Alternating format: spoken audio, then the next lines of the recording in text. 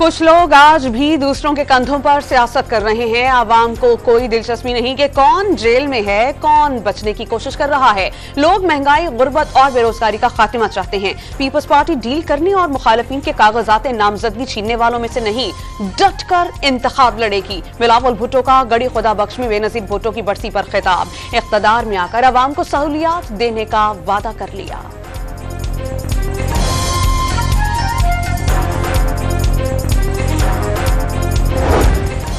नवाज शरीफ चौथी बार वजीर-ए-आज़म मुंतखब होंगे। नून लीग के इक़्तिदार में आने से 5 साल से जारी महंगाई का तूफान में कमी थमेगी। शहबाज शरीफ का पार्टी के पार्लिमानी बोर्ड के इजलास से खिताब में दावा।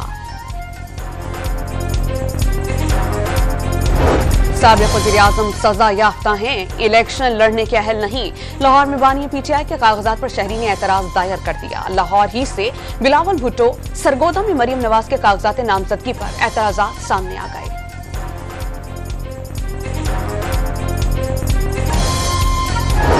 2 बार के वज़ीर ख़ारजा के साथ गैर मुहज़्ज़बाना सलूक, कागजात नामजदगी छीनने और मुजाहिरीन के खिलाफ बेरहमाना कार्रवाई पर हुक्काम को तवज्जो करनी चाहिए। ऐसी रियासत नहीं बनना चाहिए जहां इंसानी हुकूक और वक़ार को पामाल किया जाए। पाकिस्तान को अब बदलना होगा। सदर आरिफ अलवी का समाजी राबतगी साइट एक्स पर पैगाम।